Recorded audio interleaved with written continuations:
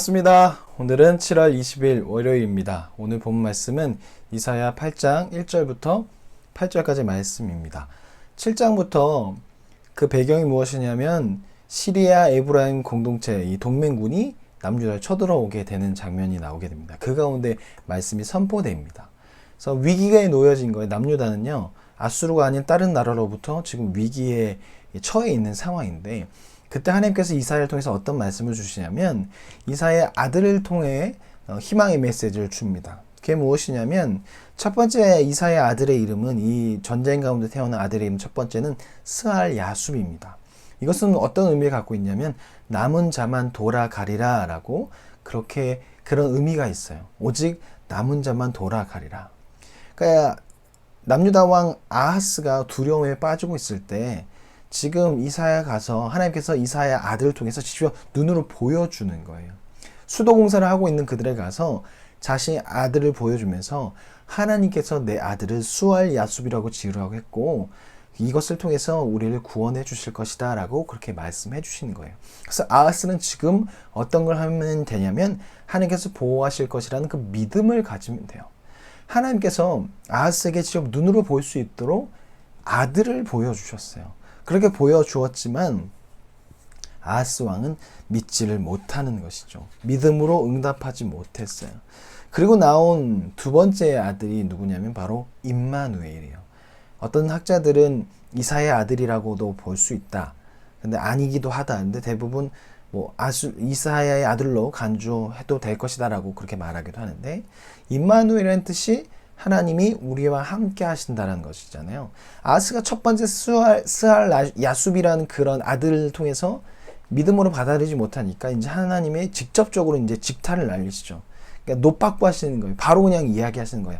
하나님이 우리와 함께 하실 거야. 그러니 두려워하지 마라고 그렇게 이야기하는데 아하스 왕이 여전히 두려워하고 있어요.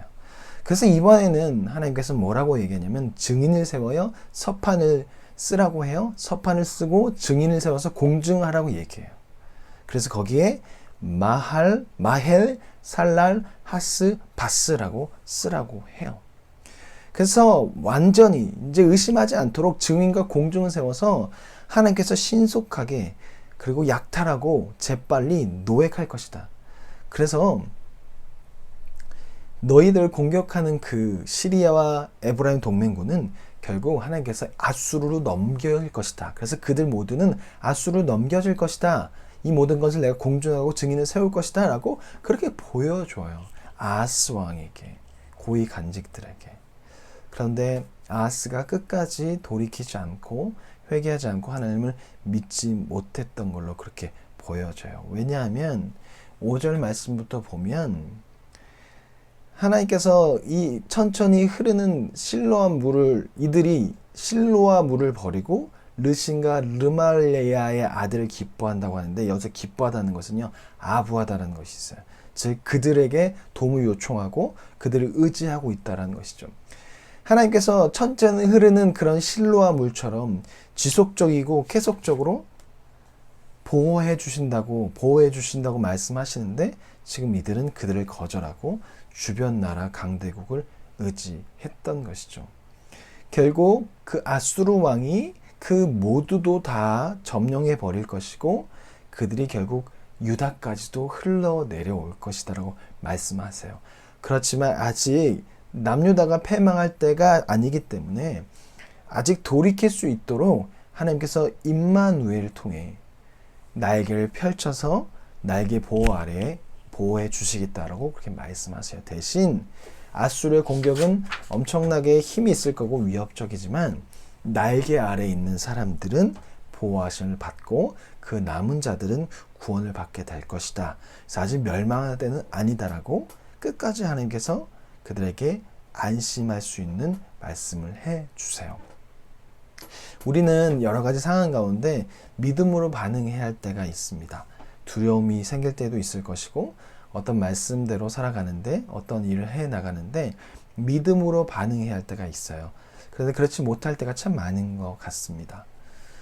저도 그럴 때가 참 많은 것 같은데 우리는 믿음으로 반응해야 할 때가 있어요.